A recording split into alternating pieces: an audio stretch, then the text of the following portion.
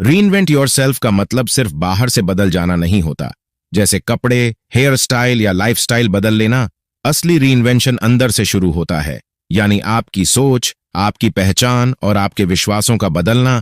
क्योंकि जब तक अंदर वही पुरानी इमेज बनी रहती है, तब तक बाहर का हर बदलाव सिर्फ एक सरफेस चेंज बनकर रह जाता है। ज्यादातर लोग एक ही आइडेंटिटी में इसलिए फंसे रहते हैं क्योंकि उन्होंने अपने बारे में एक कहानी बना ली होती है कि मैं ऐसा ही हूं, मैं इससे ज्यादा नहीं कर सकता, और धीरे धीरे वही कहानी उनकी सच्चाई बन जाती है।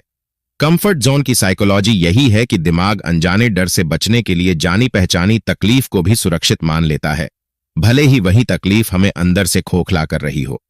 सोसाइटी के लेबल्स भी हमारी ग्रोथ को रोकने में बड़ी भूमिका निभाते हैं, जैसे अच्छा बच्चा, एवरेज स्टूडेंट, फेलियर, या फिर यही कि तू इससे आगे नहीं बढ़ सकता, और हम अनजाने में उन्हीं लेबल्स के हिसाब से जीने लगते हैं। चेंज का डर और लोगों के जजमेंट का डर इतना गहरा होता है कि लोग अपने सपनों से समझौता कर लेते हैं, लेकिन सवालों का सामना नहीं करना चाहते। यही वजह है कि रीइन्वेंशन जरूरी हो जाता है, क्योंकि दुनिया बहुत तेजी से बदल रही है, और जो खुद को नहीं बदलता वह धीरे धीरे अप्रासंगिक हो जाता है। किताब का कोर मैसेज यही है कि रीइन्वेंशन कोई लग्जरी नहीं है जो सिर्फ कुछ खास लोग अफोर्ड कर सकें, बल्कि यह सर्वाइवल है, जीने और आगे बढ़ने की जरूरत है। अगर आप आज खुद को नहीं बदलते तो कल हालात आपको बदलने पर मजबूर कर देंगे, और यह बदलाव अक्सर दर्दनाक होता है। यही सोच, यही रियलिटी चेक और यही आइडेंटिटी क्राइसिस हमें मजबूर करता है यह सवाल पूछने के लिए कि क्या मैं वही इंसान बना रहना चाहता हूं जो अब तक था, या फिर खुद का एक नया वर्जन क्रिएट करना चाहता हूं। और यही सवाल इस पूरी जर्नी की शुरुआत बनता है, जिसे आप दी बुकिश लाइफ पर आगे और गहराई से समझने वाले हैं। आइडेंटिटी क्राइसिस के बाद अगला बड़ा धोखा जो इंसान खुद को देता है वह है स्टेबिलिटी का इल्यूजन, यानी यह मान लेना कि जिंदगी अब सेट है और आगे कुछ बदलने की जरूरत नहीं है। यह इल्यूजन धीरे धीरे बनता है जब एक रूटीन बन जाती है, हर दिन लगभग एक जैसा दिखने लगता है, और दिमाग यह मान लेता है कि जो आज चल रहा है वही कल भी चलेगा। जॉब, मार्क्स, डिग्री और रोजमर्रा की रूटीन पर ब्लाइंड ट्रस्ट इसी जगह से पैदा होता है, क्योंकि हमें सिखाया जाता है कि अगर पढ़ाई पूरी कर ली, एक ठीक ठाक जॉब मिल गई और महीने के अंत में सैलरी आ गई तो लाइफ सिक्योर हो गई। लेकिन हकीकत यह है कि यह सिक्योरिटी सिर्फ कागज पर होती है। असल जिंदगी में एक फोन कॉल, एक रिजल्ट या एक इंसान का चले जाना सब कुछ पलट सकता है। अचानक जॉब लॉस, किसी एग्जाम में फेलियर या एक ब्रेकअप, ये सब रियल लाइफ चेंजेस होते हैं जो हमें यह एहसास दिलाते हैं कि हम जिस स्टेबिलिटी पर भरोसा कर रहे थे वह कितनी नाजुक थी। पुराने फॉर्मूलाज इसलिए काम करना बंद कर देते हैं क्योंकि दुनिया बदल जाती है, मार्केट बदल जाता है, रिश्ते बदल जाते हैं, लेकिन हम वही पुराने तरीके, वही पुरानी सोच और वही पुरानी पहचान पकड़े बैठे रहते हैं। चेंज को रेजिस्ट करने की कीमत बहुत भारी होती है, क्योंकि जो बदलता नहीं है वह धीरे धीरे पीछे छूट जाता है, और एक दिन अचानक यह एहसास होता है कि अब ऑप्शंस कम हो चुके हैं। यही वह रियलिटी चेक मोमेंट होता है जब इंसान समझता है कि स्टेबिलिटी कोई परमानेंट चीज नहीं है, यह सिर्फ एक फेज है, और अगर आपने खुद को समय रहते रीइन्वेंट नहीं किया तो हालात आपको बिना पूछे बदल देंगे। यही सच्चाई इस सेक्शन का दिल है, और यही वजह है कि द बुकिश लाइफ पर यह समझना जरूरी हो जाता है कि असली सिक्योरिटी किसी जॉब, डिग्री या रूटीन में नहीं, बल्कि आपकी एबिलिटी में है कि आप बदलती दुनिया के साथ खुद को बदल सको। जब स्टेबिलिटी का इल्यूजन टूटता है तब इंसान पहली बार बाहर नहीं बल्कि अंदर देखने लगता है, और यहीं से सेल्फ अवेयरनेस की असली शुरुआत होती है, क्योंकि रीइन्वेंशन बिना खुद को समझे कभी संभव ही नहीं हो सकता। जब तक आपको यह साफ नहीं पता कि आप अभी कौन हैं, आप कैसे सोचते हैं, किन चीजों से डरते हैं और किन चीजों से भागते हैं, तब तक आप खुद को किसी नए रूप में ढाल ही नहीं सकते। सबसे बड़ी रुकावट यही होती है कि लोग अपनी पिछली गलतियों को अपनी पहचान मान लेते हैं, जैसे मैं फेल हो चुका हूं, मुझसे गलती हो गई थी, इसलिए मैं ऐसा ही हूं। जबकि सच्चाई यह है कि आप अपनी पास्ट मिस्टेक्स नहीं हैं, वे सिर्फ एक्सपीरियंस थे, सबक थे, पहचान नहीं। सेल्फ अवेयरनेस हमें यह फर्क समझाती है।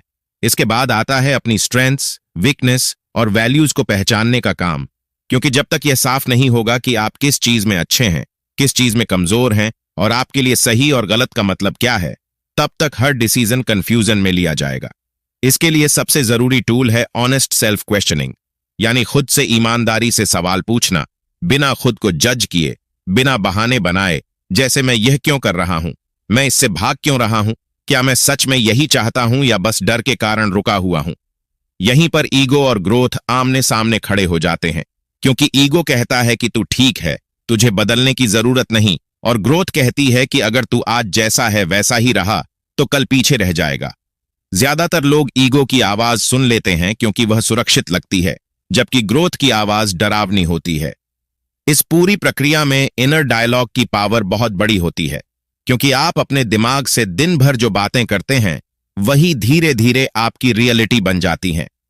अगर अंदर की आवाज आपको लगातार कमजोर, असफल और अयोग्य बता रही है, तो बाहर की कोई मोटिवेशन आपको नहीं बदल सकती। लेकिन जब आप उस इनर डायलॉग को समझना, पकड़ना और धीरे धीरे बदलना सीख लेते हैं, तभी रीइन्वेंशन की नींव मजबूत होती है, क्योंकि बाहर की दुनिया बदलने से पहले अंदर की दुनिया बदलनी पड़ती है।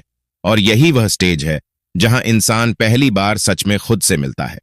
जब इंसान अपनी इनर दुनिया को समझने लगता है, तब उसे यह भी साफ दिखने लगता है कि उसकी जिंदगी ज्यादातर समय किसी फ्री विल से नहीं, बल्कि पुराने पैटर्न्स से चल रही है। और यही पैटर्न्स धीरे धीरे उसकी आइडेंटिटी बन जाते हैं। हमारी हैबिट्स सिर्फ रोज के काम नहीं होती, बल्कि वही तय करती हैं कि हम खुद को किस तरह का इंसान मानते हैं, क्योंकि जो काम आप हर दिन बिना सोचे करते हैं, वही आपके दिमाग में यह संदेश डालते हैं कि मैं यही हूं। इसी वजह से ऑटो पायलट लाइफ का कॉन्सेप्ट पैदा होता है, जहां इंसान सुबह उठता है, वही काम करता है, वही रिएक्शंस देता है और रात को सो जाता है, बिना यह सवाल किए कि वह जो कर रहा है वह सच में उसकी चॉइस है या सिर्फ आदत। इन पैटर्न्स के पीछे सबसे बड़ी ताकत होती है लिमिटिंग बिलीफ्स की, यानी वे मान्यताएं जो हमें बताती हैं कि मैं यह नहीं कर सकता, मेरे लिए यह संभव नहीं है। और यह बिलीफ्स अचानक नहीं बनती, बल्कि बचपन की कंडीशनिंग और सोशल प्रोग्रामिंग से धीरे धीरे हमारे अंदर बैठ जाती हैं। जब बार बार यह सुनाया जाता है कि यह तुम्हारे बस की बात नहीं है या समाज में यह सही नहीं माना जाता, तो दिमाग उन्हें सच मान लेता है। पैटर्न इंटरप्ट करने का मतलब यही होता है कि आप उन पुराने रूट्स को तोड़ें, जहां दिमाग अपने आप चला जाता है और जानबूझकर नया रिएक्शन चुने, नया एक्शन लें, भले ही वह अनकंफर्टेबल क्यों ना हो। शुरुआत में यह बहुत अजीब लगता है, क्योंकि दिमाग सेफ्टी चाहता है, नयापन नहीं। लेकिन रीइन्वेंशन का रास्ता हमेशा डिस्कम्फर्ट से होकर ही गुजरता है। जब आप उस डिस्कम्फर्ट को एक्सेप्ट करना सीख लेते हैं, उससे भागने के बजाय उसमें रुकते हैं, तभी पुराने पैटर्न्स कमजोर पड़ने लगते हैं और एक नई आइडेंटिटी के लिए जगह बनती है, क्योंकि बिना पुराने ढांचे तोड़े नया खुद कभी बन ही नहीं सकता। जब पुराने पैटर्न्स टूटने लगते हैं, तब सबसे नाजुक और सबसे ताकतवर लेयर सामने आती है, और वह है सेल्फ इमेज, यानी वह तस्वीर जो आप अपने दिमाग में खुद की बनाए हुए हैं, क्योंकि इंसान वही बनता है जो वह खुद को मानता है। सेल्फ इमेज सिर्फ सोच नहीं होती, यह आपके फैसलों, आपकी हिम्मत, आपके रिश्तों और आपकी लिमिट्स तक को कंट्रोल करती है। और यही वजह है कि दो लोग एक जैसी सिचुएशन में होते हुए भी बिल्कुल अलग रिजल्ट पाते हैं। मैं ऐसा ही हूं वाला माइंडसेट सबसे खतरनाक होता है, क्योंकि यह ग्रोथ के हर दरवाजे को बंद कर देता है। यह आपको यह यकीन दिला देता है कि बदलना नेचर के खिलाफ है, जबकि सच्चाई यह है कि इंसान की नेचर ही बदलना है। इस सेल्फ इमेज को बनाए रखने में आपकी लैंग्वेज और सेल्फ टॉक का बहुत बड़ा रोल होता है, क्योंकि आप अपने बारे में जो शब्द इस्तेमाल करते हैं वही धीरे धीरे आपके दिमाग का सच बन जाते हैं। जब आप बार बार खुद से कहते हैं कि मुझसे नहीं होगा, मैं कमजोर हूं या यह मेरे लिए नहीं है, तो दिमाग उसी इमेज को प्रोटेक्ट करने लगता है। यहीं से विजुअलाइजेशन और आइडेंटिटी शिफ्टिंग की प्रक्रिया शुरू होती है, जहां आप सिर्फ गोल अचीव करने की कल्पना नहीं करते, बल्कि उस इंसान की इमेज बनाते हैं जो उन गोल्स को जी रहा है। Acting as your future self का मतलब यही है कि आप आज वही फैसले लेने लगें, वही स्टैंडर्ड्स सेट करें और वही रिस्पॉन्स दें जैसे वह इंसान देता जो आप बनना चाहते हैं। बहुत लोग इसे फेक इट कहते हैं, लेकिन असल में यह फेक इट नहीं, बिकम इट की प्रक्रिया होती है। क्योंकि जब आप लगातार किसी नई आइडेंटिटी के हिसाब से एक्शन लेते हैं, तो दिमाग उसे फेक नहीं मानता, वह उसे नया नॉर्मल बना लेता है। इसी तरह सेल्फ इमेज धीरे धीरे रीराइट होती है, और जब अंदर की तस्वीर बदल जाती है, तब बाहर की जिंदगी अपने आप उस नई तस्वीर के हिसाब से ढलने लगती है। जब सेल्फ इमेज बदलने की प्रक्रिया शुरू होती है, तब सबसे जोरदार रुकावट बनकर सामने आता है फियर, क्योंकि रीइन्वेंशन का सबसे बड़ा एनिमी बाहर की दुनिया नहीं, बल्कि अंदर बैठा हुआ डर होता है। यह डर सिर्फ असफल होने का नहीं होता, बल्कि एक्सपोज होने का, गलत साबित होने का और लोगों की नजरों में गिर जाने का होता है। इसी वजह से लोग फेलियर को एक पर्सनल अटैक की तरह लेते हैं, जैसे गलती होना इस बात का सबूत हो कि उनमें ही कुछ कमी है, जबकि सच्चाई यह है कि फेलियर आपकी पहचान नहीं बल्कि आपकी कोशिश का रिजल्ट होता है। यहीं पर फेलियर और फीडबैक के बीच का फर्क समझना जरूरी हो जाता है, क्योंकि फेलियर यह नहीं बताता कि आप कौन हैं, बल्कि यह बताता है कि कौन सा तरीका काम नहीं किया। लेकिन डर इंसान को इतना जकड़ लेता है कि वह रिस्क लेने से पहले ही हार मान लेता है, क्योंकि दिमाग सेफ्टी को ग्रोथ से ऊपर रखता है। रिस्क लेने की साइकोलॉजी यही है कि दिमाग तुरंत सबसे बुरा सिनारियो दिखाता है ताकि आप पुराने जाने पहचाने रास्ते पर ही बने रहे। रीइन्वेंशन में फियर कभी पूरी तरह खत्म नहीं होता, फर्क सिर्फ इतना होता है कि आप उसके साथ चलना सीख लेते हैं। फियर के साथ एक्शन लेने का मतलब यह नहीं कि डर नहीं लग रहा, बल्कि इसका मतलब यह है कि डर के बावजूद आप रुक नहीं रहे। इसी प्रक्रिया से करेज बनता है, अचानक नहीं बल्कि छोटे छोटे कदमों से, हर बार थोड़ा आगे बढ़कर, हर बार अपने डर को यह दिखाकर कि अब फैसले वही नहीं लेता। जैसे जैसे आप फियर के सामने एक्शन चुनते हैं, दिमाग की पकड़ ढीली पड़ने लगती है और रीइन्वेंशन सिर्फ एक आइडिया नहीं बल्कि एक जीने का तरीका बन जाता है, जहां डर रास्ता रोकने वाला नहीं बल्कि रास्ता दिखाने वाला सिग्नल बन जाता है। जब इंसान फियर के साथ एक्शन लेना सीख जाता है, तब उसे यह भी समझ आने लगता है कि रीइन्वेंशन सिर्फ मोटिवेशन या पॉजिटिव सोच का खेल नहीं है, बल्कि यह पूरी तरह स्किल बेस्ड प्रोसेस है। बिना नई स्किल्स सीखे, बिना खुद को अपडेट किए कोई भी बदलाव टिक नहीं सकता, क्योंकि दुनिया इमोशंस से नहीं, एबिलिटी से रिस्पॉन्ड करती है। इसी जगह पर लर्निंग माइंडसेट की जरूरत पड़ती है, जहां इंसान यह मान लेता है कि उसे सब कुछ नहीं आता और सीखना कभी खत्म नहीं होता। पुराने समय में जो स्किल्स काम आती थीं, वे धीरे धीरे ऑब्सोलीट हो जाती हैं, क्योंकि टेक्नोलॉजी, मार्केट और जरूरतें बदल जाती हैं। लेकिन समस्या यह होती है कि लोग अपनी पुरानी स्किल्स से ही अपनी वैल्यू जोड़ लेते हैं। रीइन्वेंशन का मतलब यही होता है कि आप अपनी वैल्यू को किसी एक स्किल से नहीं बल्कि अपनी अडेप्ट करने की क्षमता से जोड़ें। एडेप्टेबिलिटी एक सुपर पावर की तरह होती है, क्योंकि जो इंसान बदलती परिस्थितियों के हिसाब से खुद को ढाल लेता है, वही लंबे समय तक रिलेवेंट रहता है। इसके लिए बिगिनर माइंडसेट अपनाना बहुत जरूरी होता है, जहां आप सीखते समय ईगो को साइड में रख देते हैं और यह स्वीकार करते हैं कि शुरुआत में आप कमजोर होंगे। यही माइंडसेट आपको तेजी से आगे बढ़ने देता है। कंटिन्यूअस लर्निंग सिस्टम का मतलब यही है कि सीखना किसी फेज या मजबूरी तक सीमित नहीं होता, बल्कि आपकी लाइफ का हिस्सा बन जाता है, क्योंकि जब आप हर दिन थोड़ा बेहतर बनते हैं, तब रीइन्वेंशन कोई बड़ा ड्रामा नहीं रहता, बल्कि एक नेचुरल प्रोसेस बन जाता है। जब इंसान नई स्किल्स सीखने लगता है और दिमाग फ्लेक्सिबल होता है, तब एक और सच्चाई सामने आती है, और वह यह कि आगे बढ़ने के लिए सिर्फ कुछ नया जोड़ना ही काफी नहीं होता, बल्कि बहुत कुछ छोड़ना भी पड़ता है। पुराने रिलेशनशिप्स और पुराना एनवायरनमेंट अक्सर हमें उस पुराने वर्जन से बांध कर रखते हैं जिसे हम पीछे छोड़ना चाहते हैं, क्योंकि वही लोग और वही जगहें हमें बार बार याद दिलाती हैं कि हम पहले कैसे थे। यही टॉक्सिक फेमिलियरिटी होती है, जहां चीजें नुकसान पहुंचा रही होती हैं, लेकिन जानी पहचानी होने के कारण सेफ लगती है। इमोशनल बैगेज भी इसी तरह ग्रोथ को रोकता है, क्योंकि अधूरे गिल्ट, शर्म और पछतावे दिमाग की एनर्जी खा जाते हैं और इंसान आगे बढ़ने की हिम्मत ही नहीं जुटा पाता। इसीलिए सेल्फ फॉरगिवनेस जरूरी हो जाती है, क्योंकि जब तक आप खुद को पुरानी गलतियों के लिए माफ नहीं करते, तब तक आप नए फैसले लेने के लायक नहीं बन पाते।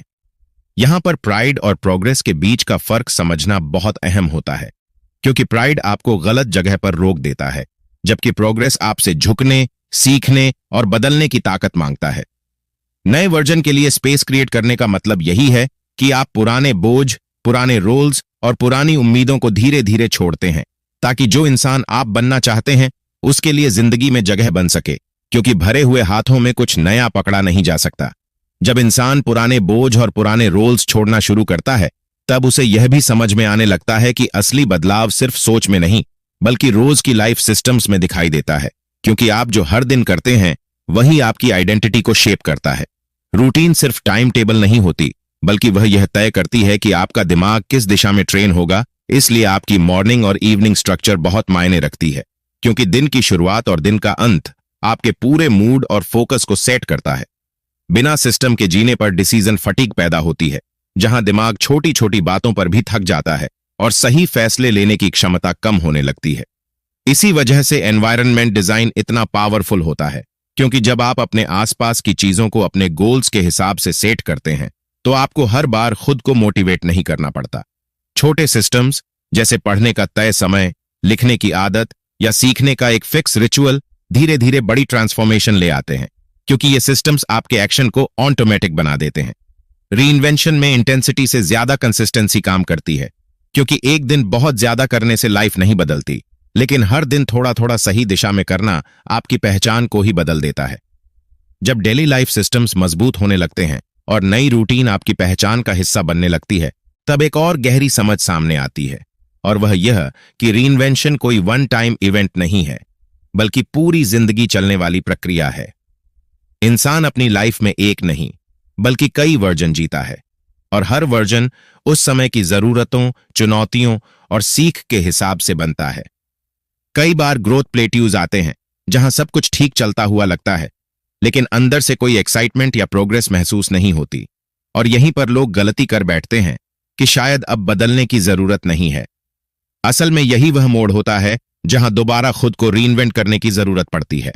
बदलती दुनिया में फ्लेक्सिबल बने रहना इसलिए जरूरी है क्योंकि जो आज काम कर रहा है वही कल बेकार भी हो सकता है, और अगर आपकी सोच कठोर हो गई तो आप भी पीछे रह जाएंगे। इवोल्यूशन माइंडसेट का मतलब यही है कि आप खुद को फाइनल प्रोडक्ट नहीं मानते, बल्कि एक वर्क इन प्रोग्रेस की तरह देखते हैं, जहां बदलना कमजोरी नहीं बल्कि समझदारी का सबूत होता है। यही सोच इंसान को जिंदा, रिलेवेंट और आगे बढ़ता हुआ रखती है। जब इंसान यह स्वीकार कर लेता है कि रीइन्वेंशन एक लगातार चलने वाली प्रक्रिया है, तब अगला सवाल आता है कि इस नए वर्जन को जिया कैसे जाए और संभाला कैसे जाए। नई आइडेंटिटी को मेंटेन करने का मतलब यह नहीं होता कि आप हर समय परफेक्ट बने रहें, बल्कि इसका मतलब होता है कि आप बार बार खुद को अपने वैल्यूज और इरादों की याद दिलाते रहें। इसी वजह से एक्सटर्नल वैलिडेशन से धीरे धीरे डिटैच होना जरूरी हो जाता है, क्योंकि अगर आपकी खुशी और कॉन्फिडेंस लोगों की राय पर टिकी रहेगी तो आपकी पहचान भी हमेशा डगमगाती रहेगी। असली कॉन्फिडेंस अरोगेंस से अलग होता है, क्योंकि अरोगेंस खुद को साबित करने की कोशिश करता है, जबकि सच्चा कॉन्फिडेंस शांत होता है और उसे शोर मचाने की जरूरत नहीं पड़ती। जब आपके वैल्यूज और आपके एक्शंस एक लाइन में आ जाते हैं, तब अंदर एक अलग ही तरह की क्लैरिटी और शांति महसूस होती है, क्योंकि आप दिखावा नहीं कर रहे होते, बल्कि सच में वही जी रहे होते हैं जो आपके लिए मायने रखता है। यही इनर फ्रीडम का कॉन्सेप्ट है, जहां आप हालात या लोगों से नहीं बल्कि अपने डिसीजंस से खुद को आजाद महसूस करते हैं। इंटेंशनली जीने का मतलब यही है कि आप जिंदगी को ऑटो पायलट पर नहीं छोड़ते, बल्कि हर बड़े और छोटे फैसले में यह सवाल करते हैं कि क्या यह मुझे उस इंसान के करीब ले जा रहा है जो मैं बनना चाहता हूं। जब इंसान अपने नए वर्जन को जीने लगता है, तब सामने आती है सबसे बड़ी और सच्ची सीख, और वह यह कि समय सीमित है और यह कभी रुकता नहीं। यह समझना कि हमारी लाइफ के पास फिनाइट रिसोर्स हैं, हमें यह सवाल पूछने पर मजबूर करता है कि अगर हमने अब नहीं बदला तो आगे क्या होगा, और क्या हम वही पुरानी आदतों, वही पुरानी पहचान और वही सीमित सोच के साथ पछताए बिना रह पाएंगे। रीइन्वेंशन का असली मतलब यही है कि हम अपने फैसलों के प्रति पूरी तरह जिम्मेदार बने, क्योंकि कोई और हमारी जिंदगी के लिए निर्णय नहीं ले सकता। यह सोच हमें रिग्रेट मिनिमाइजेशन की ओर ले जाती है, यानी हम हर कदम इस तरह उठाएं कि आने वाले समय में पछतावा कम से कम हो, और यह समझना कि बदलाव डरावना, मुश्किल और डिस्कम्फर्टिंग हो सकता है, बावजूद इसके यह जरूरी है। यही हमें इमोशनल लेकिन शांत तरीके से आगे बढ़ने का हौसला देता है। इस अंतिम स्टेज में दी बुकिश लाइफ पर आप खुद को यह एहसास कराने के लिए छोड़ दिए जाते हैं कि सही समय वही है जो अभी है, और अब की जर्नी आपके अगले वर्जन की शुरुआत है, क्योंकि असली रीइन्वेंशन तब होता है जब आप खुद से सच में मिलते हैं और अपने फैसलों की जिम्मेदारी लेते हैं।